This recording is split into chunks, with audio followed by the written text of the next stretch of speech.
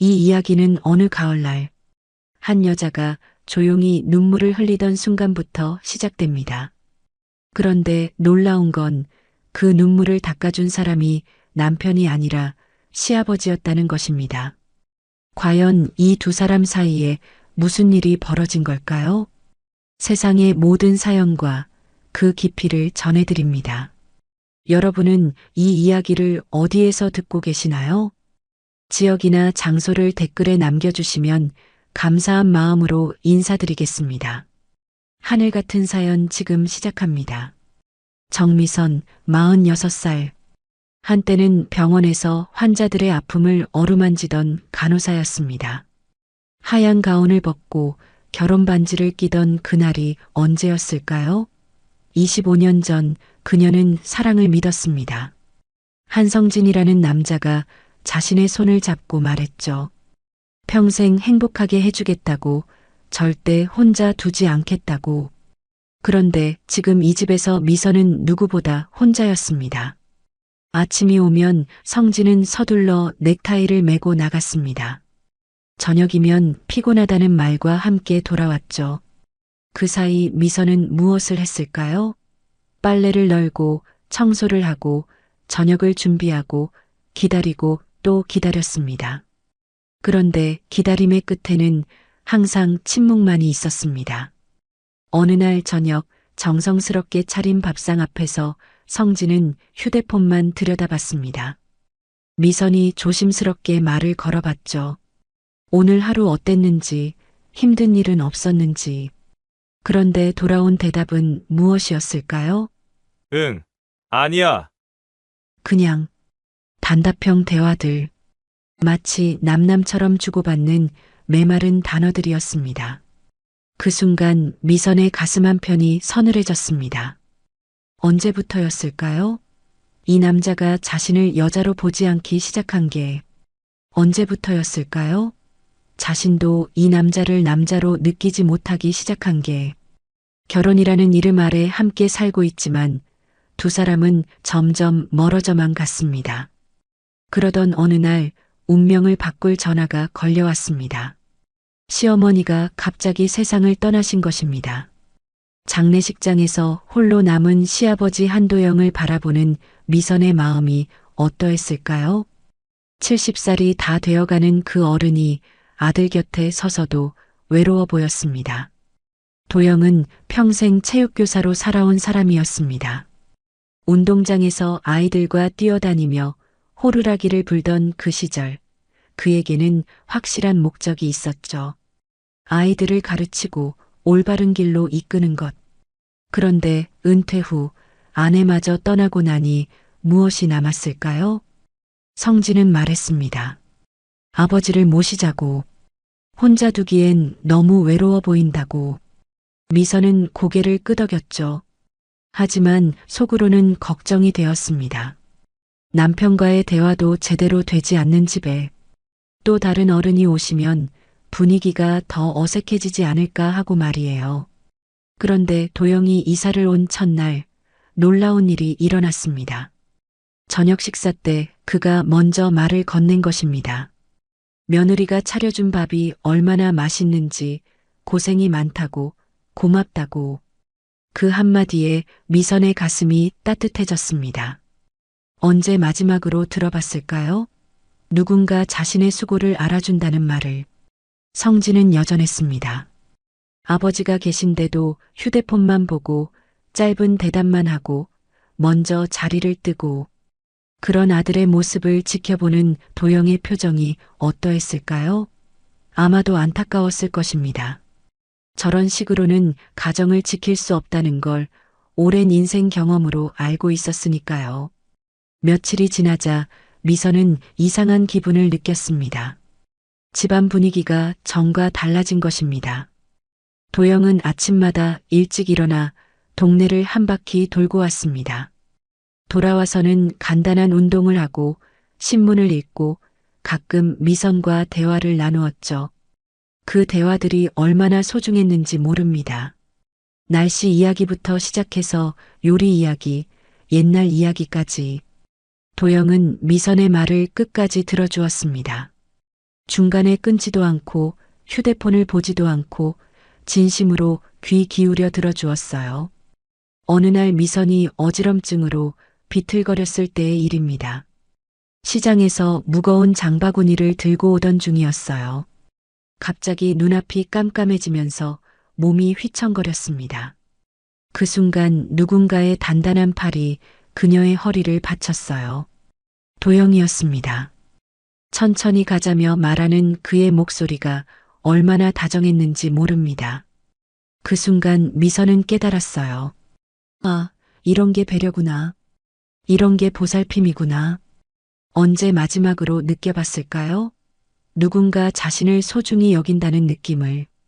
집에 돌아와서 성진에게 그 일을 말했습니다. 시장에서 어지러웠는데 아버지가 도와주셨다고. 그런데 성진의 반응은 어땠을까요? 그래. 조심해야지. 그리고는 다시 휴대폰을 들여다봤어요. 아내의 몸이 아프다는데도 그저 그 정도 반응이었습니다. 그날 밤 미선은 혼자 생각했습니다. 결혼이란 무엇일까? 사랑이란 무엇일까? 같은 집에 살면서도 이렇게 멀 수 있는 걸까? 창밖에는 겨울비가 내렸습니다. 차가운 빗소리가 그녀의 마음과 닮아 있었어요. 며칠 후 더 충격적인 일이 벌어졌습니다. 성진의 휴대폰에 메시지가 왔는데 화면에 여자 이름이 떠 있었던 것입니다. 지연이라는 이름.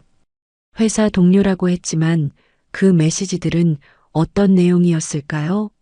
단순한 업무 얘기가 아니었습니다. 미선의 손이 떨렸습니다.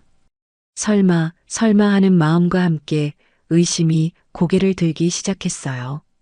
남편이 자신 외에 다른 여자와 가까이 지내고 있는 건 아닐까? 그 생각만으로도 가슴이 미어질 것 같았습니다. 그런 미선의 마음을 눈치챈 건 도영이었습니다. 며느리의 표정이 평소와 다르다는 걸 알아챈 것이죠. 어느 날 저녁 성진이 또 늦게 들어온다고 연락했을 때 도영은 미선에게 조심스럽게 말을 걸었습니다. 힘들면 말해라. 혼자 견디지 말고. 그 한마디에 미선의 눈에 눈물이 고였습니다. 누군가 자신의 마음을 알아주고 있다는 사실이 고마우면서도 슬펐어요. 왜 남편은 알아주지 못하는데 시아버지는 알아주시는 걸까요? 그날 밤 깊은 시간 미선은 부엌에 물을 마시러 나왔습니다. 그런데 거기에 도영도 서 있었어요. 서로 마주보는 순간 묘한 기류가 흘렸습니다. 두 사람 모두 말이 없었지만 무언가 통하는 게 있었어요. 잠이 안 오는구나. 도영이 먼저 말을 걸었습니다. 미선은 고개를 끄덕였어요. 요즘 잠을 잘 수가 없다고, 마음이 너무 복잡하다고 털어놨습니다. 그 순간 도영의 눈빛이 달라졌습니다. 며느리를 보는 시선이 아니라 한 사람의 여자를 바라보는 시선이었어요. 미선도 느꼈습니다. 이 상황이 위험하다는 것을. 하지만 동시에 이상한 떨림도 느꼈어요. 아버님, 저희는 선을 지켜야 해요. 미선이 떨리는 목소리로 말했습니다. 도영은 고개를 끄덕였어요. 알지, 지켜야지. 하지만 그의 눈에는 다른 감정이 서려 있었습니다. 그날 이후로 두 사람 사이에는 미묘한 긴장감이 흘렀습니다. 서로 눈을 마주치지 않으려 했지만 오히려 더 의식하게 되었어요. 식사 시간에 젓가락을 건네줄 때 손이 스치면 전기가 흐르는 것 같았습니다. 미선은 자신을 탓했습니다. 어떻게 시아버지에게 이런 감정을 느낄 수 있을까? 하지만 마음은 쉽게 통제되지 않았어요. 도영의 따뜻한 배려와 성진의 차가운 무관심이 대비될 때마다 마음이 더 흔들렸습니다. 어느 날 옆집 박할머니가 찾아왔습니다. 오랫동안 동네에 살아온 어르신이었죠. 차를 마시며 박할머니가 말씀하셨어요. 며느라, 사람은 정으로 버틴다. 정 떨어지면 다 무너진다. 그 말이 미선의 가슴에 꽂혔습니다. 정말 그랬어요. 남편과의 정이 떨어진 지 오래였고 집안의 온기도 식어가고 있었습니다. 그런 상황에서 도영의 따뜻함은 마치 겨울날의 햇살 같았어요. 그날 밤 성진은 또 회식이라며 늦게 들어왔습니다. 술 냄새를 풍기며 바로 잠자리에 들었어요. 미선은 홀로 거실에 앉아 있었습니다. 그때 도영이 나타났어요. 힘들지? 그 한마디에 미선의 눈물이 터져 나왔습니다. 참고 또 참아왔던 서러움이 한꺼번에 쏟아진 것이죠. 도영은 조심스럽게 다가와 그녀의 등을 쓸어주었습니다. 이러시면 안 돼요. 미선이 떨리는 목소리로 말했습니다. 하지만 도영의 손길이 너무 따뜻했어요. 언제 마지막으로 누군가에게 위로받았을까요? 언제 마지막으로 이런 따뜻함을 느꼈을까요? 그 순간 두 사람 모두 알았습니다. 이대로는 안 된다는 것을. 하지만 동시에 이 마음을 어쩔 수 없다는 것도. 금기를 넘나드는 위험한 감정이 두 사람 사이에 자리 잡기 시작했어요. 다음 날부터 미선과 도영은 서로를 피하려 했습니다. 하지만 같은 집에 살면서 피할 수 있을까요? 오히려 피하려 할수록 더 의식하게 되었어요. 작은 접촉에도 가슴이 뛰고 눈이 마주치면 얼굴이 빨개졌습니다. 이런 상황에서 성진은 여전히 무관심했습니다. 아내의 변화를 알아채지 못했고 아버지의 미묘한 감정 변화도 느끼지 못했어요. 자신의 일에만 몰두하며 가정은 뒷전이었습니다. 미선은 혼란스러웠습니다. 이런 감정을 느끼는 자신이 나쁜 여자 같았어요. 하지만 도영과 함께 있을 때만큼은 진짜 여자가 된 기분이었습니다. 누군가 자신을 소중히 여기고 배려하고 보호하려 한다는 느낌. 어느 날 저녁 도영의 옛 동료가 찾아왔습니다. 함께 교사 생활을 했던 김만수였어요. 술을 마시며 옛 이야기를 나누는 중에 만수가 말했습니다. 도영이는 나이 들어도 심장이 뜨거워 제자들 지도할 때도 그랬지. 그 말을 들은 미선의 가슴이 두근거렸습니다. 뜨거운 심장. 그 심장이 지금은 자신을 향하고 있다는 걸 느꼈어요. 위험하지만 달콤한 감정이었습니다. 그날 밤 만수가 돌아간 후 도영이 미선에게 말했습니다. 미안하다고 며느리를 힘들게 해서. 하지만 솔직히 말하자면 너를 그냥 며느리로만 볼 수가 없다고. 그 고백에 미선의 세상이 흔들렸습니다. 이제 정말 돌이킬 수 없는 선을 넘는 건 아닐까? 하지만 동시에 이상한 해방감도 느꼈어요. 자신만 이런 감정을 느끼는 게 아니었구나. 두 사람은 그날 밤 오랫동안 대화했습니다. 서로의 외로움에 대해, 지난 삶에 대해, 그리고 지금 이 순간의 마음에 대해. 말로는 선을 지키자고 했지만 마음은 이미 그 선을 넘나들고 있었어요. 시간이 흐를수록 상황은 더욱 복잡해져만 갔습니다. 다음 날 아침 미선은 평소보다 일찍 일어나 아침을 준비했어요. 혹시나 도영과 마주칠까봐 조심스러웠지만 동시에 기다리는 마음도 있었습니다. 과연 어젯밤 나눈 대화가 꿈이었을까요? 부엌에서 밥을 짓고 있는데 뒤에서 발걸음 소리가 들렸습니다. 도영이었어요. 평소처럼 새벽 운동을 마치고 돌아온 것이죠. 하지만 오늘은 뭔가 달랐습니다. 서로 눈을 마주치는 순간 어색한 침묵이 흘렸어요. 안녕히 주무셨어요? 미선이 먼저 인사를 건넸습니다. 도영은 고개를 끄덕이며 대답했어요. 잘 잤다고, 고맙다고. 하지만 그의 목소리에는 평소와 다른 떨림이 있었습니다. 그때 성진이 서둘러 내려왔어요. 중요한 회의가 있다며 급하게 아침을 먹고 나갔습니다. 남편이 문을 나서자 집안에는 다시 고요함이 찾아왔어요. 미선과 도영, 두 사람만 남겨진 공간에서 무언가 전기 같은 긴장감이 흐르고 있었습니다. 그날부터 미선은 이상한 변화를 느꼈습니다. 도영과 함께 있을 때면 가슴이 두근거렸어요. 밥상을 차릴 때 손이 스치기라도 하면 온몸에 전류가 흐르는 것 같았습니다. 이런 감정을 느끼는 자신이 부끄러우면서도 동시에 살아있음을 느꼈어요. 며칠 후 시장에 장을 보러 가는 길이었습니다. 혼자 가려던 미선에게 도영이 말을 걸었어요. 함께 가겠다고, 무거운 짐도 있을 텐데 도와주겠다고. 미선은 괜찮다고 했지만 도영은 이미 신발을 신고 있었습니다.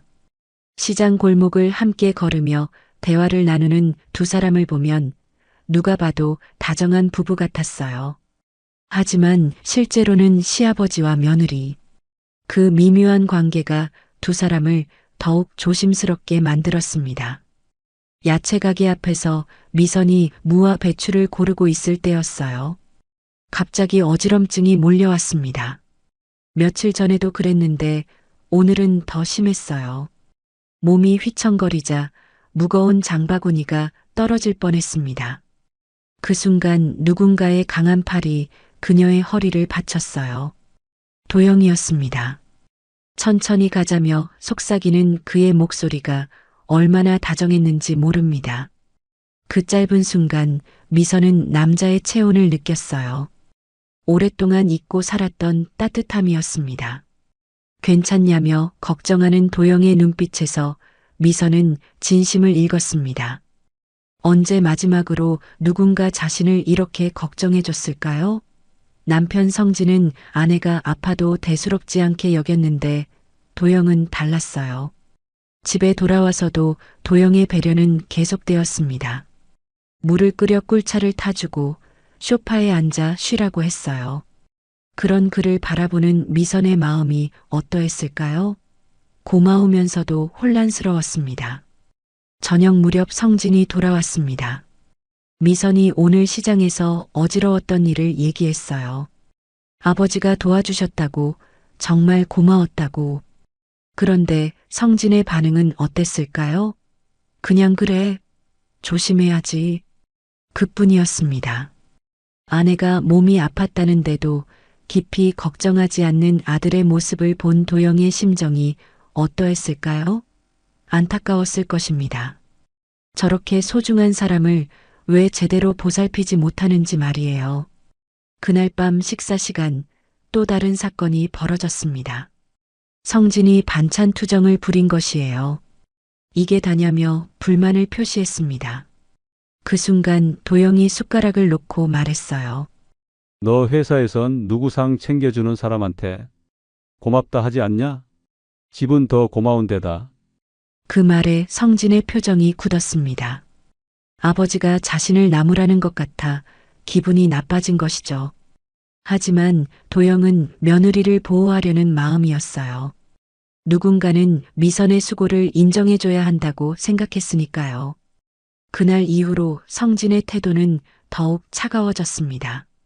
아버지에게 지적당했다는 생각에 자존심이 상했던 것 같아요. 아내에게도 아버지에게도 더욱 무관심해졌습니다. 반면 도영의 배려는 더욱 세심해졌어요. 아침마다 미선보다 먼저 일어나 주전자에 물을 끓여 놓았습니다.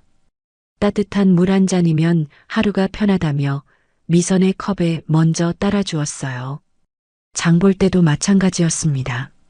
무거운 것은 자신이 들고 계산도 자신이 하려고 했어요. 며느리가 고생하는 걸 보기 싫다며 자연스럽게 도와주었습니다. 그런 도영의 모습을 보며 미선은 점점 마음이 기울어져 갔어요.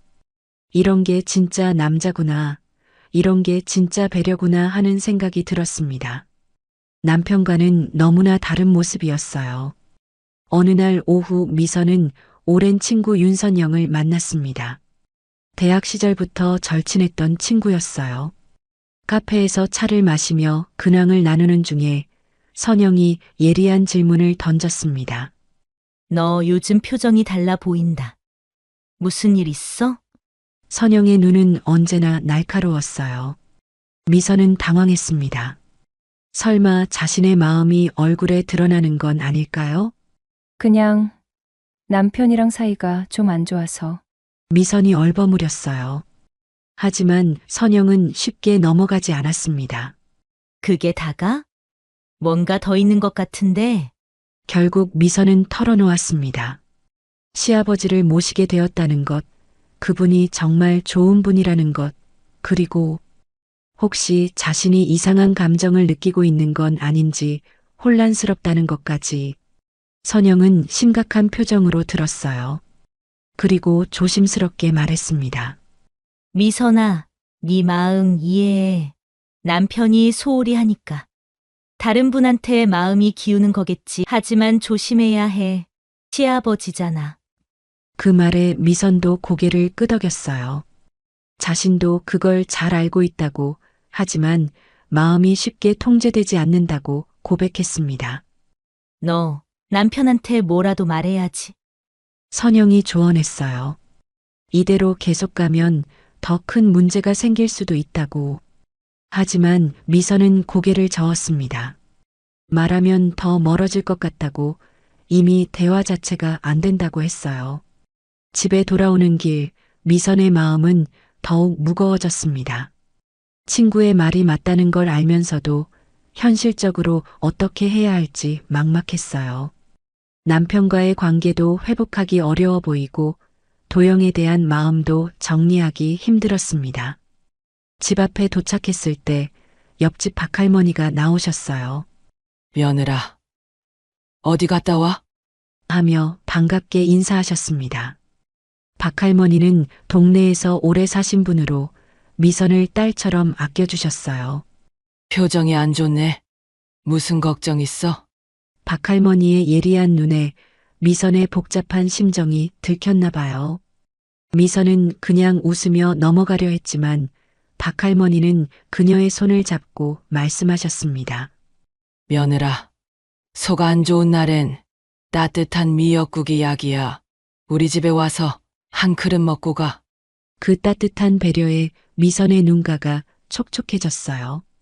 이런 작은 친절이 얼마나 고마운지 모릅니다. 박할머니 집에서 미역국을 먹으며 마음이 조금 풀렸어요. 할머니는 많은 말씀을 하지 않으셨지만 그 따뜻한 시선만으로도 위로가 되었습니다. 집에 들어서니 도영이 거실에서 신문을 보고 있었어요. 어디 갔다 왔냐며 자연스럽게 물어보는 그의 모습에서 미선은 또 다른 따뜻함을 느꼈습니다. 누군가 자신의 안부를 묻는다는 것, 그것만으로도 소중했어요. 친구 만나고 왔다고 대답하는 미선의 표정을 본 도영이 걱정스러운 듯 물어봤어요. 무슨 일 있었냐고, 표정이 좋지 않다고. 그 세심한 관찰에 미선은 놀랐습니다. 남편은 절대 알아채지 못할 작은 변화까지 도영은 눈치채고 있었어요. 그날 저녁 성진이 또 늦는다고 연락이 왔습니다. 회식이 있다는 핑계였지만 요즘 들어 너무 자주 반복되는 일이었어요. 미선은 혼자 저녁을 차리며 허탈함을 느꼈습니다. 도영이 부엌에 들어와 도와주겠다고 했어요. 설거지라도 하겠다며 소매를 걷어올렸습니다. 미선은 괜찮다고 했지만 도영은 이미 앞치마를 두르고 있었어요. 함께 설거지를 하는 두 사람. 좁은 싱크대 앞에서 어깨가 스치고 손이 부딪히는 순간들이 있었어요. 그럴 때마다 두 사람 모두 조금씩 의식하게 되었습니다. 설거지를 마치고 차를 마시며 대화를 나누었어요. 오늘 하루 어땠는지, 친구와는 무슨 얘기를 했는지. 도영은 진심으로 미선의 이야기에 귀 기울였습니다. 그런 도영을 바라보며 미선은 생각했어요. 이분은 정말 다르구나. 진짜 어른이구나. 나이는 물론이고 마음의 깊이도 남편과는 차원이 달랐습니다. 하지만 동시에 죄책감도 밀려왔어요. 시아버지를 이런 시선으로 보는 자신이 잘못된 건 아닐까? 하지만 마음이란 것이 생각처럼 쉽게 통제되지 않았습니다. 그날 밤 늦게 성진이 돌아왔어요. 술 냄새를 풍기며 비틀거리는 모습을 보니 정말 회식을 한 것 같았습니다. 하지만 미선의 마음 한편에는 여전히 의심이 남아 있었어요. 침대에 누워서도 잠이 오지 않았습니다. 오늘 하루 있었던 일들이 머릿속을 맴돌았어요. 도영의 따뜻한 배려, 선영의 걱정스러운 조언, 박할머니의 친절, 그리고 남편의 차가운 무관심. 이 모든 상황이 어떻게 흘러갈까요? 미선의 마음은 점점 더 도영에게 기울어져 가고 있었고, 그런 자신을 막을 방법을 찾지 못하고 있었습니다. 금기된 감정의 늪에서 헤어나올 수 있을까요? 며칠이 지나면서 집안의 분위기는 더욱 미묘해졌습니다. 미선과 도영 사이에는 말로 표현할 수 없는 긴장감이 흐르고 있었고, 성진은 여전히 그 모든 것을 눈치채지 못하고 있었어요.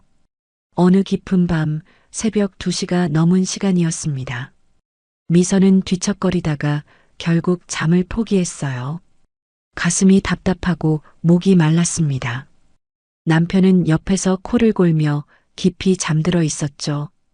그 무심한 잠꾸러기를 바라보니 더욱 허무해졌어요.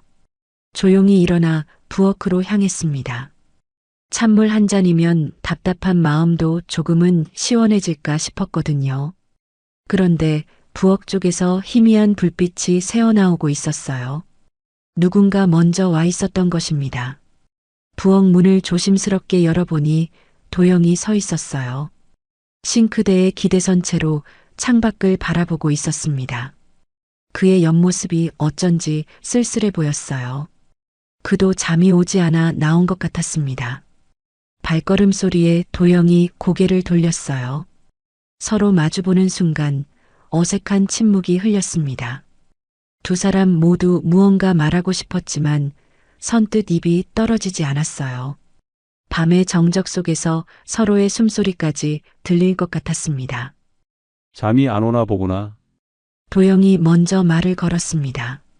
목소리가 평소보다 훨씬 낮고 부드러웠어요. 밤 공기 때문인지 아니면 이 상황 때문인지 더욱 섹시하게 들렸습니다.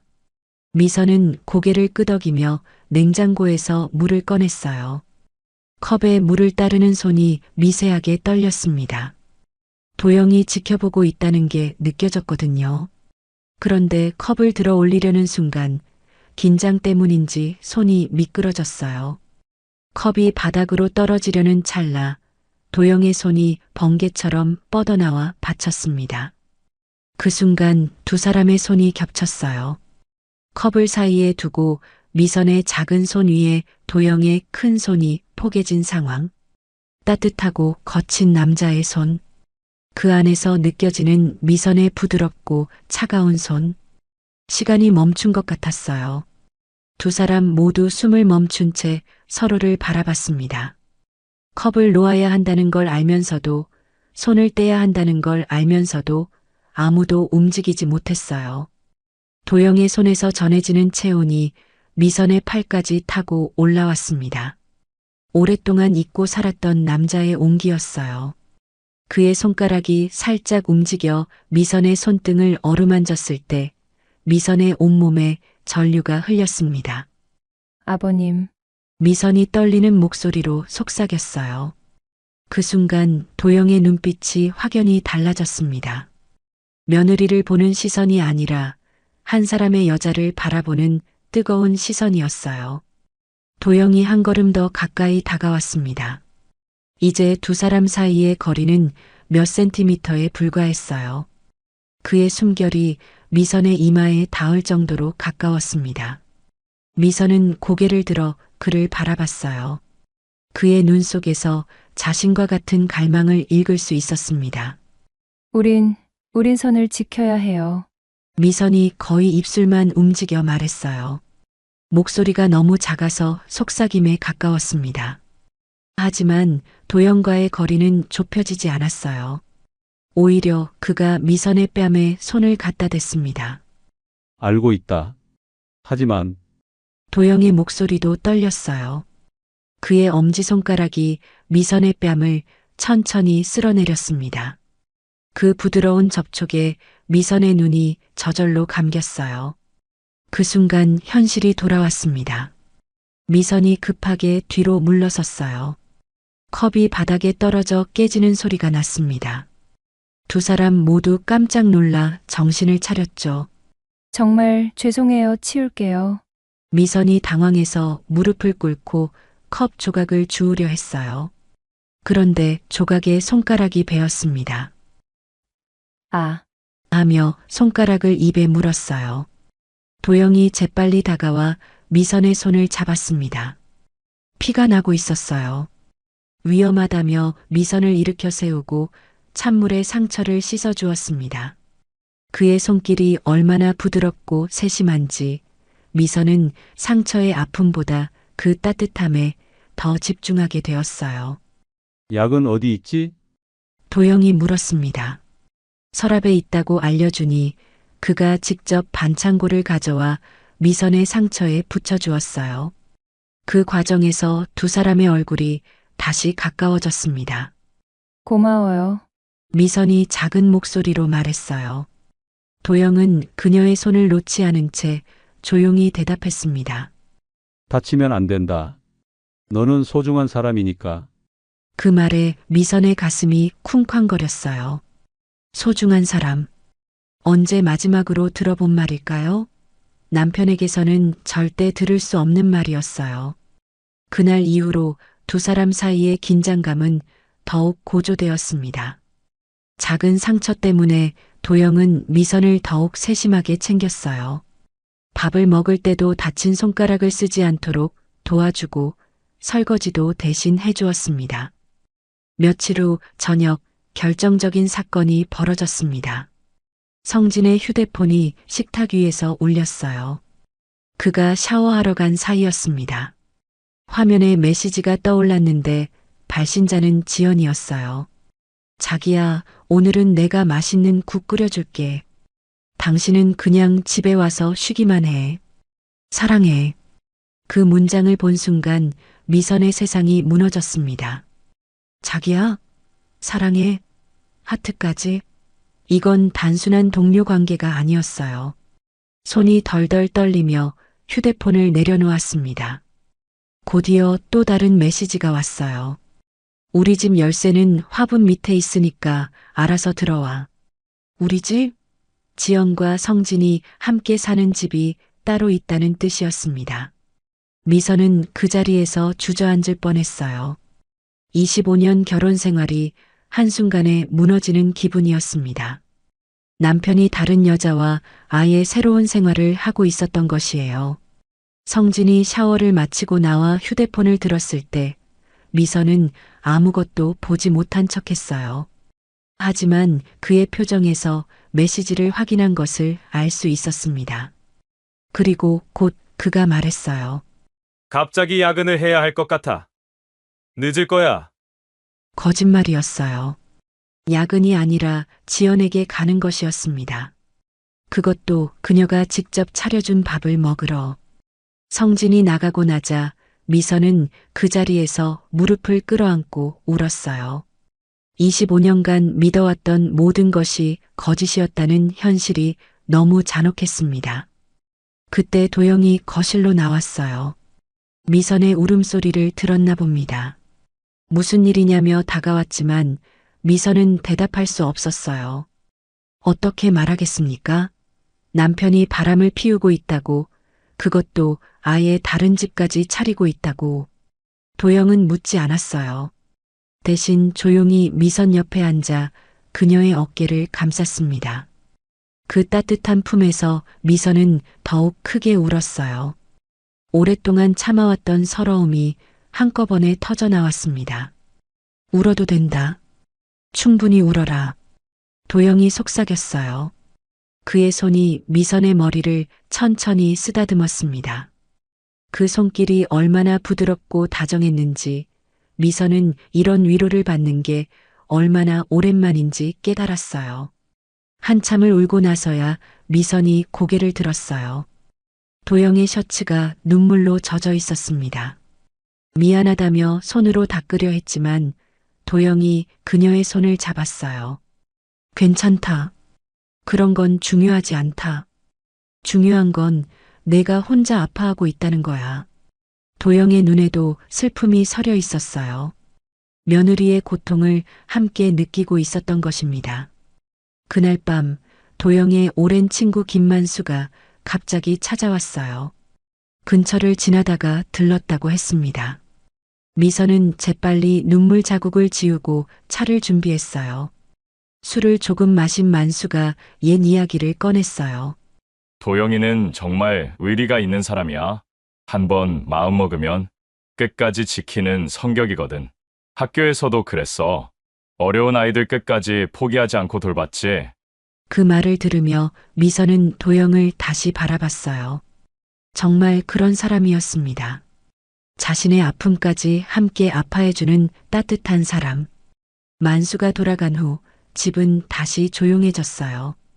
성진은 당연히 돌아오지 않았고 미선과 도영만 남았습니다.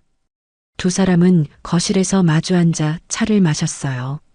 미선아, 도영이 조심스럽게 입을 열었어요. 무슨 일인지 모르겠지만 내가 힘들어하는 걸 보니 내 마음도 아프다. 며느리로서가 아니라 한 사람으로서 말이야. 그 고백에 미선의 마음이 흔들렸어요.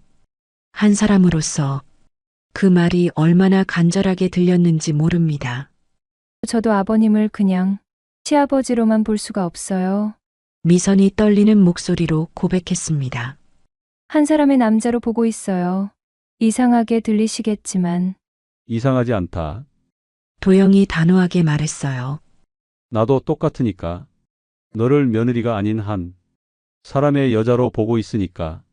그 순간 두 사람 사이에 흐르던 모든 긴장감이 절정에 달했어요. 서로의 진심을 확인한 지금 더 이상 돌이킬 수 없는 지점에 와 있었습니다. 하지만 도영은 이성을 잃지 않았습니다. 천천히 일어나서 거리를 두었어요. 우리는 어른이다. 어른은 욕망보다 책임이 앞서야 한다. 그렇게 말하면서도 그의 목소리에는 자신도 통제하기 힘든 감정이 섞여 있었어요. 하지만 책임에는 너를 지키는 것도 포함된다. 도영이 조용히 덧붙였습니다. 그 말에 미선의 가슴이 뛰었어요. 지켜준다는 것. 언제 마지막으로 누군가 자신을 지켜준다고 말해줬을까요? 그날 밤 두 사람은 서로 다른 방에서 잠들었지만 마음만은 같은 곳에 있었어요. 벽 하나를 사이에 두고 서로를 그리워하면서도 선을 지키려 애쓰는 복잡한 밤이었습니다. 다음 날부터 성진이 없는 일주일이 시작되었어요. 처음에는 어색했지만 점점 자연스러워졌습니다. 아침을 함께 먹고 장을 같이 보고 저녁을 나누어 준비하고 마치 진짜 부부 같은 일상이었어요. 셋째 날 저녁 비가 내리기 시작했습니다. 미선이 빨래를 거들어 나갔는데 갑자기 소나기가 쏟아졌어요. 급하게 뛰어 들어오려다가 현관에서 미끄러졌습니다. 하며 넘어지려는 순간 도영이 나타나 그녀를 받아 안았어요. 두 사람이 꼭 안은 채로 현관에 서 있었습니다. 젖은 옷과 빗방울, 그리고 서로의 뜨거운 숨결. 도영이 미선의 얼굴을 살펴보며 물었어요. 머리카락에 빗방울이 맺혀 있었습니다. 그가 자연스럽게 손으로 물기를 닦아주었어요. 그 순간 미선의 시선과 마주쳤습니다. 이번에는 아무도 물러서지 않았어요. 도영의 손이 미선의 뺨에 머물렀고 미선은 그 따뜻함에 기대었습니다. 빗소리만이 두 사람을 감싸고 있었어요. 미선아, 도영이 그녀의 이름을 부르는 순간 미선의 마음속 마지막 방어선이 무너졌습니다. 그녀도 도영의 이름을 불렀어요. 아버님이 아니라 도영 씨라고. 그 순간 도영이 고개를 숙였습니다. 미선의 입술에 자신의 입술을 살짝 가져다 댔어요. 조심스럽고 떨리는 키스였습니다. 마치 꿈속에서 일어나는 일 같았어요. 미선의 전신에 전류가 흘렸습니다.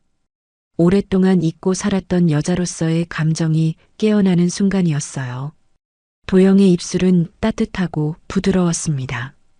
젊은 날의 격렬함은 없었지만 더욱 간절하고 애틋했어요. 키스가 끝나고 두 사람은 서로를 바라봤습니다. 후회는 없었어요. 대신 더 깊은 갈망이 생겨났습니다. 하지만 동시에 현실도 돌아왔어요.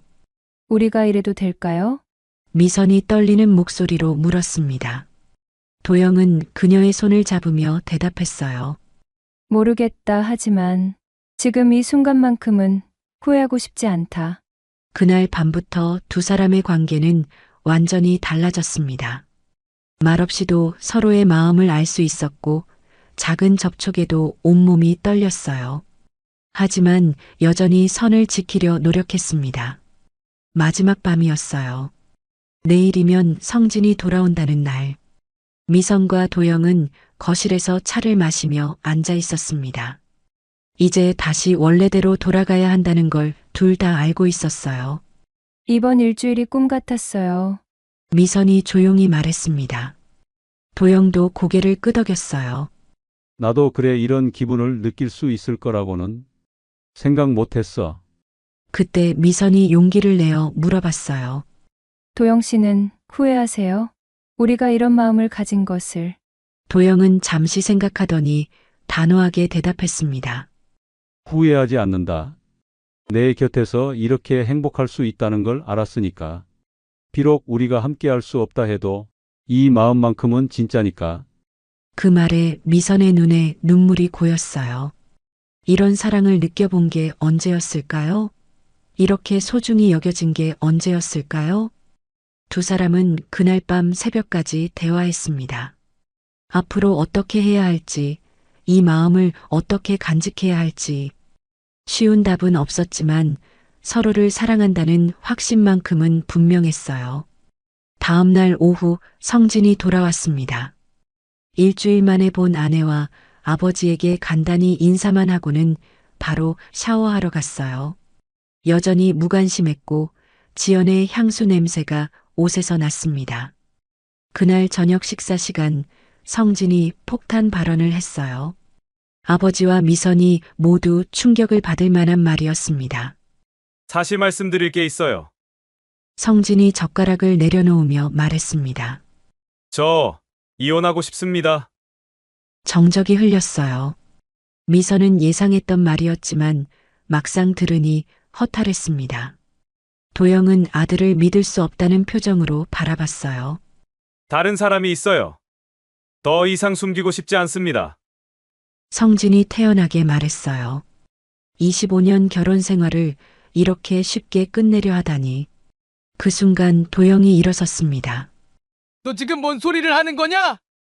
목소리에 분노가 섞여 있었어요.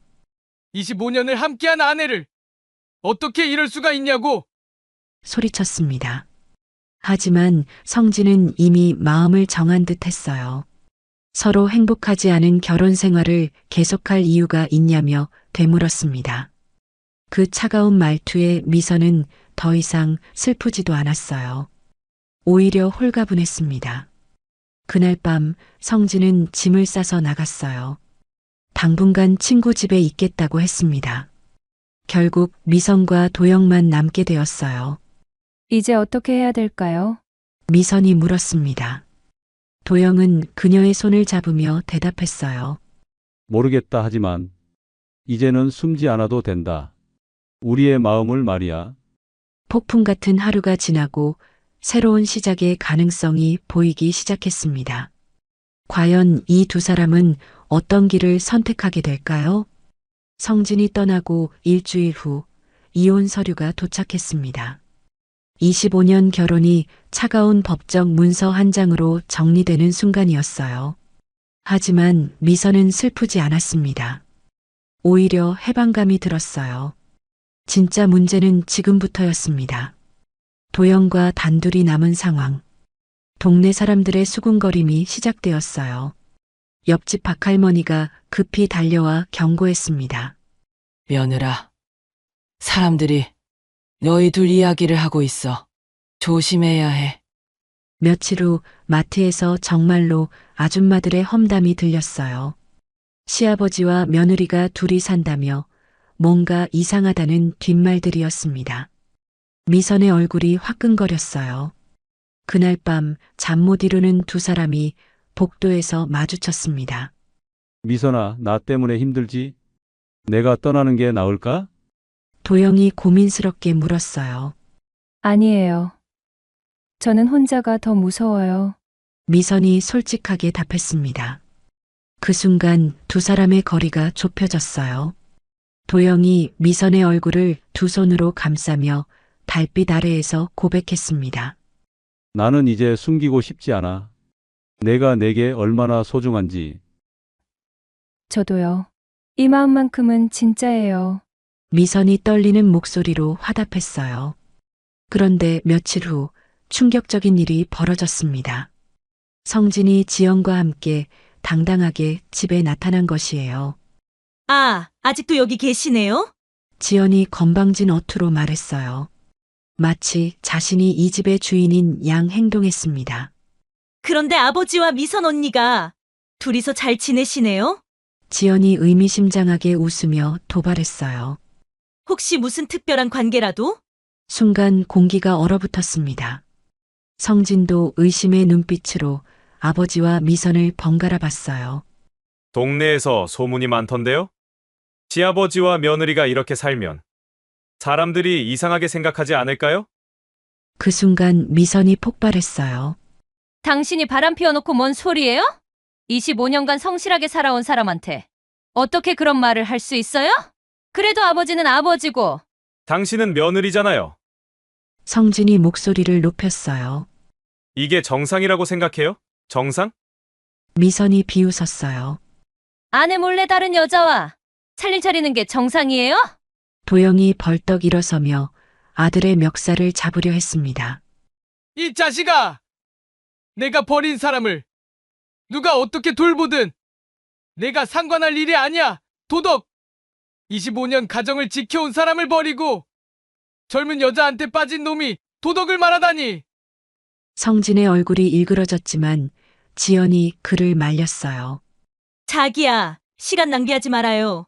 떠나기 전 성진이 마지막 한마디를 던졌어요. 아버지, 후회하실 거려? 그들이 나간 후 도영이 단호하게 말했어요. 사람들 말이 뭐가 중요해? 우리가 진심으로 서로를 사랑하는데 이제는 당당하게 살자. 하지만 일주일 후 더 큰 충격이 기다리고 있었습니다. 성진이 변호사를 통해 집 소유권을 주장하며 나가라고 통보한 것이에요. 미선은 절망했어요. 25년 동안 지켜온 집에서 쫓겨나야 한다니. 그런데 도영은 오히려 기회라고 말했습니다. 미선아, 이제 정말 새 출발을 하는 거야. 새로운 곳에서 아무도 우리를 방해할 수 없어. 드디어 이사하는 날이 왔습니다. 25년의 추억이 담긴 집을 마지막으로 둘러보며 도영이 미선의 손을 잡았어요. 새로운 시작이야 무섭지만 설레기도 해. 저도요, 처음으로 제가 선택한 삶을 살아가는 거예요. 그들이 향한 곳은 바다가 보이는 작은 마을이었어요. 하지만 과연 이들의 앞길이 순탄할까요? 성진은 정말 이들을 그냥 놔둘까요? 새로운 터전에서 펼쳐질 마지막 시련과 진정한 행복이 두 사람을 기다리고 있었습니다. 바다가 보이는 작은 마을. 새로운 보금자리에서 미선과 도영의 새 인생이 시작되었습니다. 하지만 평화는 오래가지 않았어요. 이사 온 지 한 달 만에 성진이 나타났습니다. 이번에는 혼자였어요. 얼굴이 상당히 초췌해 보였습니다. 아버지, 저 잘못했습니다. 성진이 고개를 숙이며 말했어요. 지연이 떠났어요. 다른 남자한테 갔어요. 미선은 놀랐지만 동정하지 않았어요. 자업자득이었으니까요. 그래서 도영이 차갑게 물었어요. 집으로 돌아가고 싶어요. 우리 다시 예전처럼 살 수 없을까요? 성진이 애원했어요. 예전처럼 도영이 비웃었어요. 내가 파괴한 가정을 어떻게 예전처럼 만드느냐? 미선은 이상하게 마음이 평온했어요. 한때는 그토록 원망했던 남편이 이렇게 무너진 모습으로 와도 더 이상 아무 감정이 없었습니다. 성진 씨, 이미 끝난 일이에요. 우리는 이제 남남이에요. 미선이 담담하게 말했어요. 하지만 사람들이 뭐라고 할지. 아버지는 시아버지고 미선 씨는 며느리잖아요. 성진이 마지막 카드를 꺼냈어요. 그때 도영이 일어섰습니다. 성진아, 내가 버린 가족에게 이제 와서 뭘 바라느냐? 우리는 서로를 사랑한다. 당당하게. 사랑? 성진이 경악했어요. 정말 그런 관계예요? 그렇다. 도영이 단호하게 대답했어요. 나는 미선을 사랑하고 미선도 나를 사랑한다. 이제 숨기지 않겠다. 그 순간 성진이 뭔가 깨달은 듯 고개를 저었어요. 아, 그러니까 지연이 말한 게 정말이었구나. 동네에서 소문날 만했네요. 성진은 더 이상 할 말이 없었어요. 돌아가기 전 마지막으로 한마디를 남겼습니다. 후회하지 마세요. 세상이 어떻게 볼지. 하지만 이미 두 사람은 신경 쓰지 않았어요. 성진이 떠나고 나자 마을 사람들의 시선이 느껴지기 시작했어요. 작은 마을에서는 금세 소문이 퍼졌습니다. 시아버지와 며느리가 함께 산다는 이상한 이야기가 말이에요. 하지만 놀라운 일이 벌어졌어요. 옆집 할머니가 찾아와 말했습니다. 어머, 우리 마을에 새로 오신 분들이시군요. 뭐가 이상해요? 요즘 세상에 사랑하면 되는 거지. 마을 이장님도 마찬가지였어요. 도영의 인품을 보고 마을 일을 도와달라고 부탁까지 했습니다. 몇 달이 지나자 두 사람은 마을의 일원이 되었어요. 도영은 마을 청소년들에게 운동을 가르쳤고 미선은 마을 어르신들 간병을 도왔습니다. 1년이 지났습니다. 두 사람은 마을에서 정식으로 결혼식을 올렸어요. 작지만 따뜻한 결혼식이었습니다. 마을 사람들이 모두 축복해 주었어요. 미선아, 행복하냐? 도영이 물었어요. 네. 정말 행복해요. 이런 사랑이 있다는 걸 몰랐어요. 미선이 진심으로 답했어요. 나도 그래 늦었지만 진짜 사랑을 알았어. 바다가 보이는 집에서 두 사람은 서로의 손을 잡고 앉아 있었어요. 석양이 지고 있었습니다. 사람들은 말할 거예요. 어떤 이는 비난하고 어떤 이는 이해할 거예요. 하지만 중요한 건 우리가 서로를 진심으로 사랑한다는 거예요. 그날 밤 두 사람은 바다를 바라보며 조용히 말했어요. 우리가 키운 건 사랑이라기보다 용기였네요. 용기가 자라면 사랑이 되는 거야. 그게 우리 나이의 사랑법이지. 바람이 잔잔히 불어왔어요. 그 바람 소리가 축복처럼 들렸습니다. 하늘 같은 사연의 영상이 재미있으셨다면 구독과 좋아요 눌러주세요. 감사합니다. 목요일 밤 11시 방에서 혼자만의 은밀한 시간을 보내고 있을 때였습니다. 2년간 쌓인 욕구가 한계에 다다른 그 순간 현관문이 열리는 소리가 들렸어요. 어머님, 준혁이에요. 깜짝 놀라서 급히 이불을 덮었지만 이미 늦었습니다. 어둠 속에서 제 모습을 본 준혁이 얼어붙었어요. 저는 극도로 당황했지만 이미 늦었습니다. 절대 일어나서는 안 될 상황이 벌어진 거였죠. 나가줘. 준혁아. 하지만 그는 나가지 않았어요. 대신 천천히 제 옆으로 다가왔습니다. 어머님도 사람이에요. 이런 감정 느끼는 게 당연해요. 오늘 밤은 제가 도와드릴게요. 그의 손이 제 어깨에 살며시 올려졌을 때 제 마음속 마지막 방어선이 무너져 내렸어요. 그날 밤 저는 충동적으로 선을 넘었습니다. 문제는 그가 제 아들의 친구였다는 거예요. 단 한 번의 실수였지만 그 이후 우리의 관계는 돌이킬 수 없이 변해버렸어요. 영상 시작 전 구독과 좋아요는 제게 큰 힘이 됩니다. 그럼 오늘의 이야기 시작하도록 할게요. 안녕하세요. 제 이름은 이수미입니다. 나이는 올해로 56세입니다.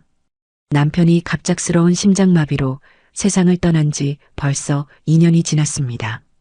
그때까지 저는 남편과 아들 민수, 이렇게 세 식구가 함께 살았어요. 민수는 대학을 졸업하고 직장을 다니면서도 집에서 함께 지냈거든요.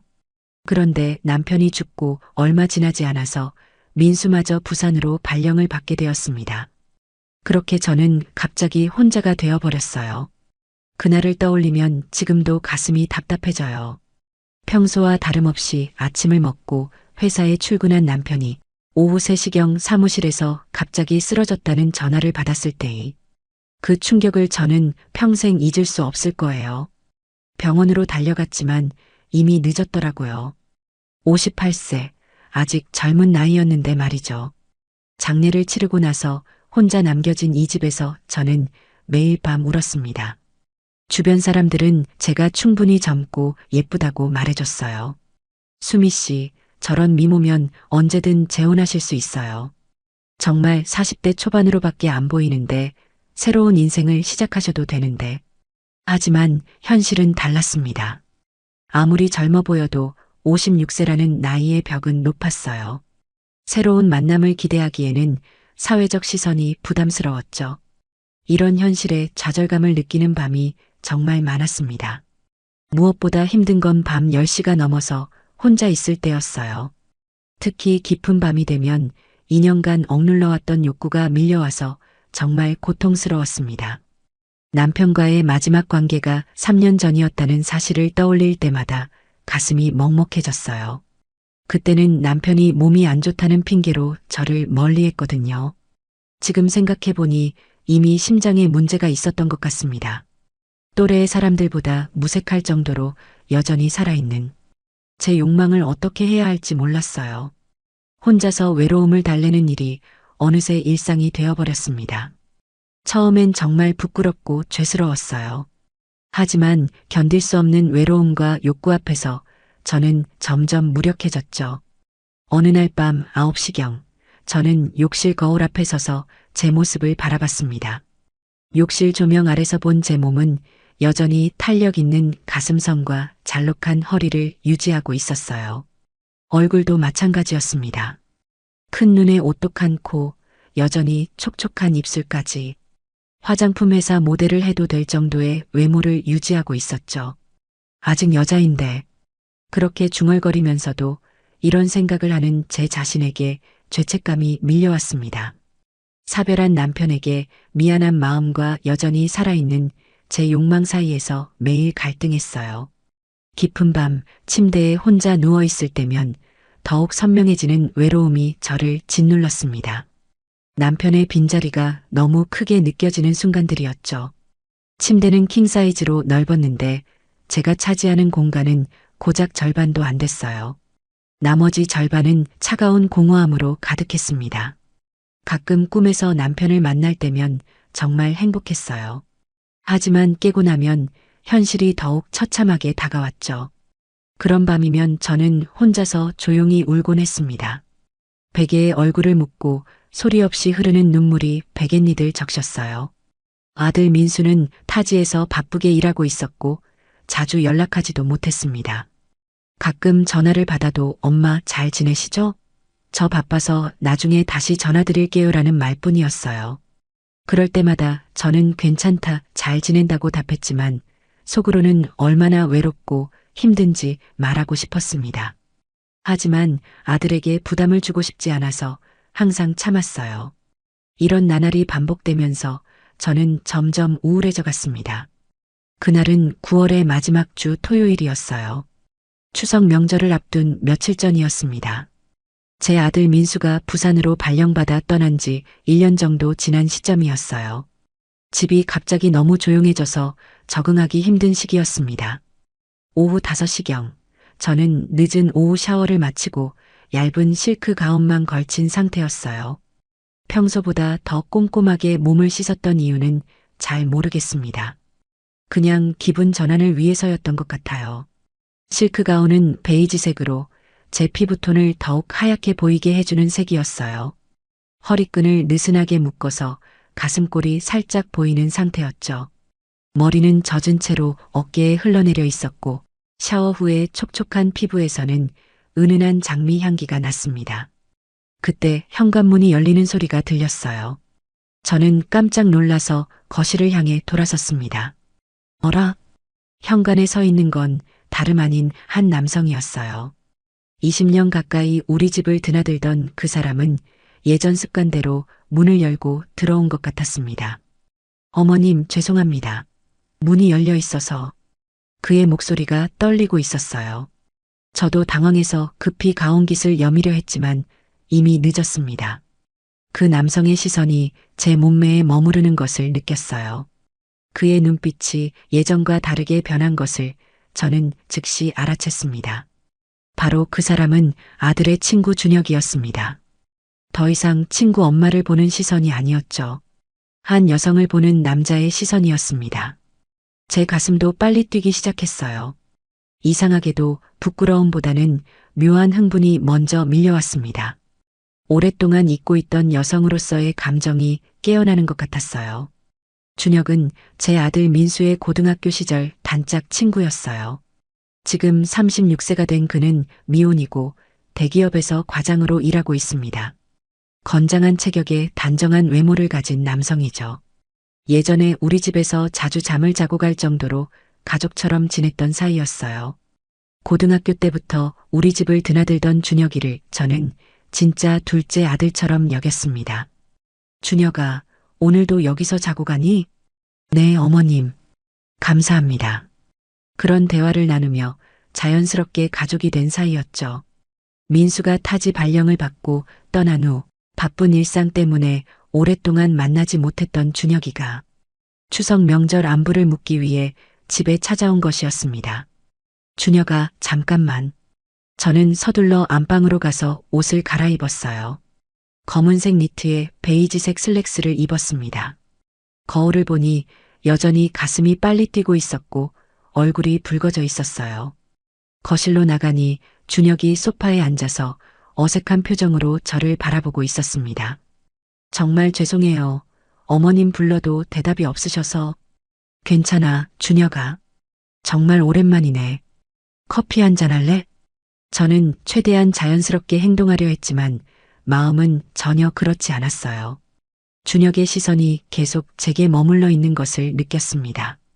그는 예전보다 훨씬 성숙해져 있었어요. 어깨가 더 넓어졌고 얼굴도 남성적으로 변해 있었습니다. 무엇보다 저를 보는 그의 눈빛에서 묘한 감정을 읽을 수 있었어요. 커피를 끓이면서 저는 계속 방금 전 그 순간을 떠올렸습니다. 준혁이 저를 바라보던 그 시선 말이에요. 오랫동안 남성에게 그런 시선을 받아본 적이 없었던 터라 제 마음이 이상하게 설레고 있었습니다. 이런 감정을 느끼는 제 자신이 놀라웠어요. 하지만 동시에 오랫동안 잊고 있던 여성으로서의 매력을 다시 확인한 것 같아서 기분이 좋기도 했습니다. 어머님, 정말 젊어 보이세요. 준혁이 조심스럽게 말을 꺼냈어요. 예전보다 더 아름다우신 것 같아요. 그의 진심 어린 칭찬에 제 얼굴이 더욱 빨갛게 달아올랐습니다. 고마워, 준혁아. 너도 많이 의젓해졌구나. 우리는 그렇게 어색하면서도 따뜻한 대화를 나눴어요. 준혁은 회사 이야기, 민수 근황, 그리고 저의 안부를 물었습니다. 민수 부산 가고 나서 정말 적적하시겠어요. 그러게 말이야. 갑자기 집이 너무 조용해져서 그의 목소리에 담긴 진심을 느꼈어요. 준혁과 대화를 나누는 동안 저는 오랫동안 잊고 있던 즐거움을 느꼈습니다. 누군가와 마주 앉아 이야기를 나누는 것이 이렇게 행복한 일이었나 싶었어요. 그날 저녁 9시경 준혁이 일어서며 말했습니다. 늦은 시간까지 죄송해요. 이제 가봐야겠어요. 벌써? 저녁은 먹고 가면 안 되니? 저도 모르게 그런 말이 나왔어요. 준혁의 눈이 반짝였습니다. 정말 괜찮으세요? 물론이지. 오랜만에 온 건데. 그날 밤 저는 준혁을 위해 정성스럽게 저녁을 차렸어요. 김치찌개에 계란말이, 그리고 몇 가지 반찬까지. 마치 아들을 위해 음식을 해주는 것 같아서 기분이 좋았습니다. 정말 맛있어요, 어머님. 준혁이 진심으로 맛있게 먹는 모습을 보니 뿌듯했어요. 많이 먹어. 혼자 사니까 이런 음식 먹기 힘들지? 네, 정말 그래요. 어머님 음식이 그리웠어요. 그의 말에 제 마음이 따뜻해졌습니다. 식사를 마치고 설거지를 하는데 준혁이 도와주겠다고 나섰어요. 좁은 주방에서 함께 설거지를 하다 보니 자연스럽게 몸이 부딪혔습니다. 그때마다 전기가 통하는 것 같은 느낌이 들었어요.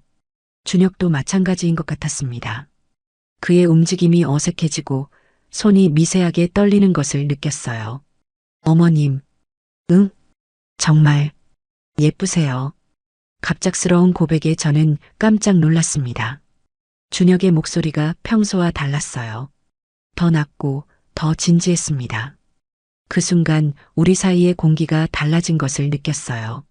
더 이상 친구 엄마와 아들 친구의 관계가 아니었습니다. 한 남자와 한 여자로서 서로를 의식하는 관계로 변한 것 같았어요. 준혁아, 저는 무엇을 말해야 할지 몰랐습니다. 그날 밤 준혁이 돌아간 후 저는 한참 동안 잠들 수 없었어요. 오랫동안 잊고 있던 감정들이 되살아나고 있었습니다. 준혁의 시선, 그의 목소리, 그리고 그가 제게 보여준 관심. 모든 것이 저를 설레게 만들었어요. 거울 앞에 서서 제 모습을 다시 한번 바라봤습니다. 준혁이 말한 대로 저는 정말 젊어 보였어요. 56세라는 나이가 무색할 정도로 매력적인 외모를 유지하고 있었습니다. 나도 아직 여자구나. 그렇게 중얼거리며 저는 새로운 감정에 빠져들고 있는 제 자신을 발견했어요. 하지만 동시에 죄책감도 밀려왔습니다. 준혁은 민수의 소중한 친구였고 저에게는 아들 같은 존재였어요. 이런 감정을 느끼는 것 자체가 잘못된 일 같았습니다. 이러면 안 되는데, 정말 안 되는데. 그렇게 속으로 되뇌면서도 제 마음은 이미 다른 곳을 향하고 있었어요. 그날 이후로 준혁이 더 자주 방문하게 되었습니다. 처음에는 일주일에 한 번 정도였어요.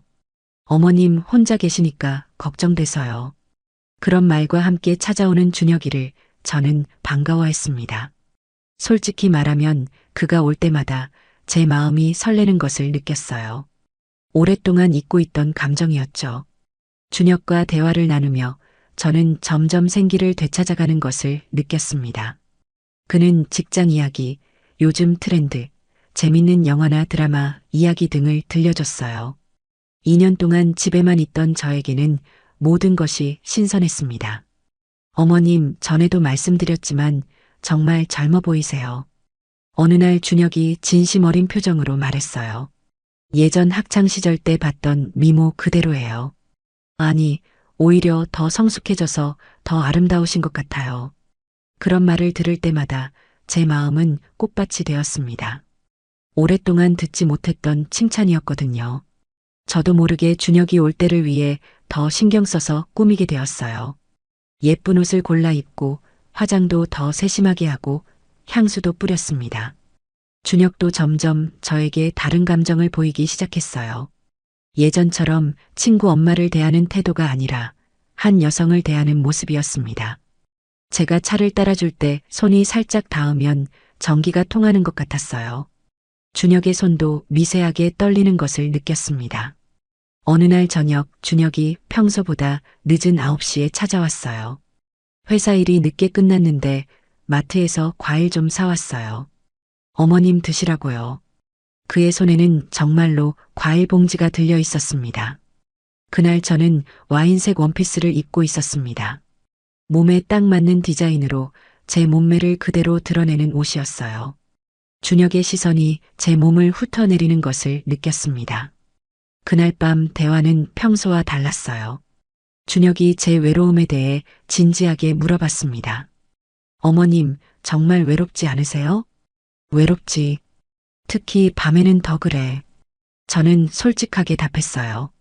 하지만 말을 하고 나서 깜짝 놀랐습니다.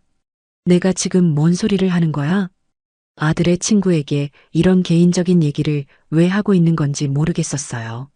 얼굴이 빨갛게 달아올랐습니다. 이러면 안 되는데. 정말 미쳤나? 죄책감이 밀려왔지만 동시에 누군가에게 속마음을 털어놓는다는 것이 이렇게 시원할 줄은 몰랐어요. 준혁의 눈빛이 더욱 진해졌습니다. 저도 어머님이 혼자 계신다는 생각을 하면 마음이 아파요. 그의 목소리에 담긴 진심을 느꼈습니다. 그날 밤 준혁이 돌아간 후 저는 한참 동안 잠들 수 없었어요. 제 마음속에 무언가 변화가 일어나고 있다는 것을 느꼈습니다. 준혁에 대한 감정이 단순한 고마움을 넘어서고 있었어요. 며칠 후 준혁이 또 찾아왔을 때는 꽃다발을 들고 있었습니다. 그냥 어머님께 드리고 싶어서요. 하얀 장미 꽃다발이었어요. 받으면서 제 손이 떨린다는 것을 느꼈습니다. 고마워, 준혁아. 정말 예쁘다. 그날 준혁의 시선은 더욱 강렬했어요. 저를 바라보는 그의 눈에서 남성적인 욕망을 읽을 수 있었습니다. 제 몸도 반응하고 있었어요. 가슴이 두근거리고 얼굴이 달아오르고 하복부에서는 오랫동안 잊고 있던 감각이 깨어나고 있었습니다. 준혁의 방문이 더욱 잦아졌습니다. 이제는 주 1회 정도 찾아왔어요. 매번 올 때마다 우리 사이의 긴장감은 더욱 높아져 갔습니다. 며칠 전 제가 병원에 갔을 때 준혁이 택배를 받아달라고 부탁한 적이 있었어요. 그때 현관문 비밀번호를 알려줬었죠. 어느 목요일 밤 11시경 저는 혼자서 외로움을 달래고 있었습니다. 2년간 쌓인 욕구가 한계에 다다른 밤이었어요. 침실의 조명을 어둡게 하고 눈을 감은 채 혼자만의 시간을 보내고 있었습니다. 그때 현관문이 열리는 소리가 들렸어요. 저는 깜짝 놀라서 급히 이불을 덮었습니다. 어머님, 준혁이에요. 전화를 몇 번 드렸는데 받지 않으셔서 걱정돼서 왔어요. 그의 목소리가 복도에서 들려왔어요. 아, 맞다. 핸드폰을 거실에 두고 왔었구나. 제가 대답하지 않자 준혁이 조심스럽게 침실 문을 열었습니다. 어둠 속에서 제 모습을 본 준혁이 얼어붙었어요. 저는 극도로 당황했지만 이미 늦었습니다. 어머님, 준혁의 목소리가 떨리고 있었어요. 나가줘, 준혁아. 저는 이불로 얼굴을 가리며 말했습니다. 하지만 준혁은 나가지 않았어요. 대신 천천히 제 옆으로 다가왔습니다. 어머님, 괜찮아요. 그의 손이 제 어깨에 살며시 올려졌어요. 따뜻한 체온이 전해져 왔습니다. 이러면 안 되는데. 저는 중얼거렸지만 몸은 그의 손길을 거부하지 않았어요. 준혁의 손이 제 머리카락을 쓰다듬었습니다. 어머님도 사람이에요. 이런 감정 느끼는 게 당연해요. 그의 목소리에 담긴 따뜻함이 저를 녹였어요. 2년간 억눌린 외로움과 욕구가 한순간에 폭발했습니다. 저는 준혁의 품에 안겼어요. 그의 가슴은 넓고 따뜻했습니다. 남성의 체치가 코끝에 맴돌았어요. 준혁아, 괜찮아요, 어머님. 그의 입술이 제 이마에 살짝 닿았습니다. 부드럽고 따뜻한 감촉이었어요. 제 마음속의 마지막 방어선이 무너져 내렸습니다. 그날 밤 오랫동안 잊고 있던 충만감을 느꼈어요. 준혁의 사랑스러운 손길과 따뜻한 체온이 제 몸 전체를 감쌌습니다. 달빛이 창문을 통해 들어와 우리를 비추었어요. 마치 축복을 내려주는 것 같았습니다. 마지막 순간 저는 눈물을 흘렸어요. 기쁨의 눈물이자 죄책감의 눈물이었습니다. 이러면 안 되는데. 어머님 사랑해요. 준혁의 진심 어린 고백이 제 마음을 더욱 복잡하게 만들었어요. 그날 밤 이후 우리 사이에는 돌이킬 수 없는 변화가 일어났습니다. 그 일 이후 준혁과 저의 관계는 급속도로 깊어졌습니다. 처음에는 일주일에 한 번 정도였는데 이제는 이틀에 한 번씩 찾아왔어요. 매번 올 때마다 자연스럽게 선을 넘는 일이 반복되었습니다. 준혁은 저에게 진심 어린 관심을 보였어요. 어머님이 행복했으면 좋겠어요. 저랑 있을 때 정말 예뻐요. 그런 말을 들을 때마다 제 마음은 따뜻해졌습니다. 하지만 동시에 죄책감도 커져갔어요. 준혁과 함께 있을 때의 행복감과 혼자 있을 때의 죄책감 사이에서 매일 갈등했습니다. 더 큰 걱정은 준혁이 저에게 너무 깊이 빠져든 것 같다는 점이었어요. 그의 눈빛이 예전과 완전히 달라져 있었습니다. 저를 바라보는 시선에서 진심을 느낄 수 있었거든요. 어느 일요일 오후 준혁이 평소보다 일찍 찾아왔어요. 어머님, 오늘은 하루 종일 함께 있고 싶어요. 그의 말에서 절실함이 느껴졌습니다. 저는 불안해지기 시작했어요. 준혁아, 우리 이야기 좀 해야겠어. 거실 소파에 앉아서 진지한 대화를 나눴습니다. 나는 내 친구 엄마야. 그리고 너보다 20살이나 많고 그런 건 중요하지 않아요. 저는 어머님을 진정으로 사랑해요. 준혁의 눈에서 진심을 읽을 수 있었어요. 그의 사랑이 진짜라는 것을 알 수 있었습니다. 그래서 더욱 마음이 복잡했어요. 하지만 민수는? 내 친구인 민수는 어떻게 생각하겠니? 민수도 어머님이 행복하시길 바랄 거예요. 준혁은 확신에 찬 목소리로 말했지만 저는 그렇게 생각하지 않았어요. 아들이 이 사실을 안다면 어떤 반응을 보일지 상상하기만 해도 끔찍했습니다. 무엇보다 제가 걱정되는 건 준혁의 미래였어요. 36살이면 아직 젊은 나이인데 저 같은 나이 많은 여자와 엮여서 인생을 망치는 건 아닌가 하는 생각이 들었습니다. 준혁아, 너는 아직 젊어. 좋은 여자 만나서 결혼하고 아이도 낳고 그런 평범한 행복을 누려야 하는 거 아니야? 저에게는 어머님이 그 모든 것보다 소중해요. 그렇게 말하는 준혁이 안쓰러웠어요. 어린 시절부터 봐온 아이가 저 때문에 제대로 된 삶을 포기하게 되는 건 아닌가 싶어서 가슴이 아팠습니다. 저는 정말로 준혁을 아들처럼 생각해왔거든요. 그런 아이의 앞길을 막는 것 같아서 죄책감이 더욱 컸어요. 그날 밤 준혁은 평소보다 더 간절하게 저를 사랑했어요. 마치 저를 놓치고 싶지 않다는 마음을 온몸으로 표현하는 것 같았습니다. 하지만 저는 그의 품에 안겨 있으면서도 계속 복잡한 생각에 빠져 있었어요. 이러면 안 되는 거 알지? 그렇게 말하면서도 저는 준혁의 품에서 벗어나지 못했습니다. 준혁 없는 일상을 상상할 수 없게 되어버린 제 자신을 발견했어요. 하지만 이 관계가 지속되기 어렵다는 것도 알고 있었습니다. 며칠 후 준혁이 더욱 구체적인 이야기를 꺼냈어요. 어머님, 저와 함께 살아요. 정식으로 결혼까지는 아니어도. 준혁아, 그건 저 진짜 진심이에요. 어머님 없으면 살 수 없어요. 그의 절실한 마음이 전해져 왔지만 저는 답을 할 수 없었어요. 현실의 벽이 너무 높았습니다. 우리 관계가 깊어져 가던 어느 날 준혁에게서 충격적인 소식을 들었습니다. 어머님, 제가 회사에서 해외 발령을 받았어요. 그는 침울한 표정으로 말했어요. 2년간의 장기 출장이에요.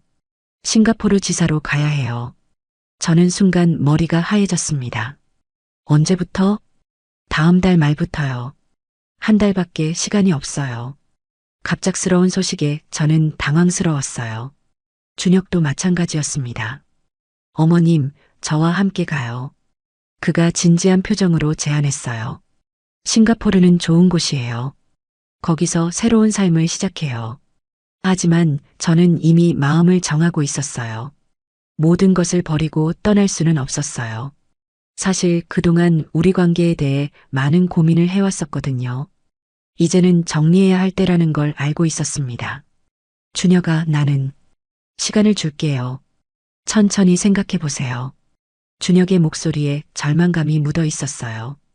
그날 밤 준혁이 돌아간 후 저는 한참 동안 잠들 수 없었습니다. 한편으로는 이것이 자연스러운 이별의 기회일 수도 있다는 생각도 들었어요. 우리 관계를 정리하고 각자의 길을 가는 것이 맞는 것 같았습니다. 하지만 다른 한편으로는 준혁을 잃는다는 생각에 가슴이 아팠어요. 2년 동안의 외로움을 달래주고 다시 여성으로서의 삶을 느끼게 해준 소중한 사람이었거든요. 며칠 후 아들 민수에게서 전화가 왔어요. 엄마, 잘 지내세요? 요즘 준혁이랑 자주 만나신다면서요? 제 심장이 철렁했습니다. 어떻게 알았니? 준혁이가 말했어요. 엄마 안부를 자주 묻는다고. 다행히 민수는 아무것도 모르는 것 같았어요. 엄마가 외로우실까봐 가끔 찾아뵙는다고 하더라고요. 고마운 친구죠. 그 순간 저는 더욱 죄책감을 느꼈습니다. 아들에게 들키지 않아서 다행이었지만 언젠가는 들킬 수도 있다는 생각이 들었어요. 준혁의 출국이 한 달도 채 남지 않은 시점에서 저는 깊은 고민에 빠졌습니다. 매일 밤 같은 생각을 반복했어요. 한편으로는 이 기회에 관계를 정리하는 것이 맞다고 생각했습니다. 우리 관계는 애초부터 지속되기 어려운 관계였어요. 20살의 나이 차이, 사회적 시선, 그리고 무엇보다 민수와의 관계. 모든 것을 고려했을 때 이별이 현명한 선택이라는 것을 알고 있었습니다. 어느 토요일 저녁, 준혁이 마지막 설득을 시도했어요. 어머님, 정말 마지막이에요. 저와 함께 가요. 그의 눈에 눈물이 맺혀 있었습니다. 여기 있어서 뭐가 좋아요? 혼자서 외롭게. 준혁아, 고마워. 정말 고마워. 저는 차분한 목소리로 말했어요. 하지만 우리는 여기서 끝내야 해. 너도 알잖아. 어머님, 사랑이라고 해서 모든 게 가능한 건 아니야. 현실을 받아들여야 해. 준혁은 끝까지 포기하지 않으려 했지만 제 의지는 확고했어요. 준혁아, 너는 아직 젊어. 내 인생이 있고 나도 내 인생이 있어. 하지만 이게 우리 모두를 위한 최선의 선택이야. 그날 밤 준혁은 마지막으로 제 손을 꼭 잡았어요. 정말 안 되는 건가요? 응, 안 돼. 저는 단호하게 대답했습니다. 준혁의 어깨가 떨리는 것을 보며 가슴이 아팠지만 돌이킬 수 없었어요. 이미 제 마음은 정해져 있었거든요. 며칠 후 저는 혼자만의 시간을 가졌습니다. 남편의 사진을 꺼내보며 긴 시간 생각에 잠겼어요. 여보, 내가 옳은 선택을 한 거겠지? 사진 속 남편은 따뜻하게 미소 짓고 있었습니다. 그 순간 저는 확신했어요. 이별이 우리 모두를 위한 최선의 선택이라는 것을. 준혁이 싱가포르로 떠나는 날이 다가왔습니다. 공항까지 배웅은 하지 않기로 했어요. 그게 서로에게 더 좋을 것 같았거든요. 출국 전날 밤 준혁이 마지막으로 집에 찾아왔습니다. 어머님, 정말 마지막 인사드리러 왔어요. 그의 목소리는 차분했지만 눈빛에는 여전히 아쉬움이 남아 있었어요. 준혁아, 잘 지내. 새로운 곳에서 좋은 사람 만나고 행복하게 살아. 어머님도 건강하세요. 그리고 고마웠어요. 우리는 더 이상 많은 말을 하지 않았습니다. 이미 모든 걸 정리했으니까요. 다음 날 준혁은 싱가포르로 떠났어요. 저는 그날 하루 종일 집에서 조용히 시간을 보냈습니다. 슬프기도 했지만 동시에 후련한 마음도 들었어요. 올바른 선택을 했다는 확신이 있었거든요. 며칠 후 저는 동네 문화센터에 등록했어요. 요가 강사 과정을 시작하기로 했습니다. 평소 관심 있던 분야였고 다른 사람들에게 도움을 줄 수 있는 일이라고 생각했어요. 첫 수업에 참석했을 때 저보다 나이가 많은 분들도 많이 계셨습니다. 아직 늦지 않았구나. 그런 생각이 들었어요. 몇 달 후 저는 요가 강사 자격증을 취득했습니다. 그리고 작은 요가 스튜디오에서 강의를 시작했어요. 제 경험을 바탕으로 같은 처지의 여성들에게 힘이 되어주고 싶었습니다. 어느 날 수업이 끝나고 한 수강생이 저에게 다가왔어요. 선생님, 정말 아름다우세요. 나이를 잊게 만드는 매력이 있어요. 그런 말을 들을 때마다 저는 뿌듯했습니다. 준혁과의 시간이 저에게 자신감을 되찾아준 것 같았어요. 6개월 후 민수가 휴가를 내서 집에 왔습니다. 엄마, 정말 달라지셨네요. 훨씬 밝아 보이세요. 아들의 말에 저는 미소를 지었어요. 엄마도 새로운 인생을 살고 있어. 진짜 기뻐요. 아빠 돌아가시고 나서 엄마가 너무 힘들어 하시는 것 같아서 걱정 많이 했거든요. 민수의 목소리에 진심 어린 안도감이 묻어 있었어요. 1년 후 저는 제 요가 스튜디오를 열었습니다. 새로운 시작이라는 이름의 작은 공간이었어요. 개업 첫날 화환이 하나 도착했습니다. 새로운 시작을 축하합니다. 마이너스 준혁. 그 순간 저는 알았어요. 우리 모두 각자의 길에서 잘 살아가고 있다는 것을. 지금 생각해보면 정말 위험한 일이었습니다. 아들의 친구와 그런 관계를 가졌다는 것 자체가 잘못된 일이었어요. 만약 민수가 알았다면 어떻게 되었을까요? 상상만 해도 끔찍합니다. 준혁의 인생도 망칠 뻔했고 제 자신도 돌이킬 수 없는 실수를 할 뻔했어요. 외로움이라는 핑계로 금기를 넘어서려 했던 제 자신을 반성합니다. 하지만 그 경험을 통해 중요한 것을 깨달았어요. 혼자서도 충분히 행복할 수 있다는 것을, 누군가에게 의존하지 않고도 제 자신의 힘으로 삶을 만들어갈 수 있다는 것을 말이에요. 지금의 저는 요가 강사로서 다른 사람들에게 도움을 주며 보람을 느끼고 있습니다. 외로움을 잘못된 방식으로 달래려 했던 과거의 저와는 다른 사람이 되었어요. 인생에서 실수는 누구나 할 수 있지만 그 실수를 통해 배우고 성장하는 것이 더 중요하다는 걸 깨달았습니다. 앞으로는 절대 그런 선을 넘지 않을 거예요.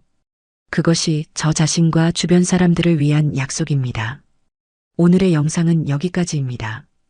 혹시 끝까지 들어주신 분이 계시다면 구독과 좋아요 그리고 댓글로 잘 들었어요 한마디면 제게 큰 힘이 됩니다. 감사합니다.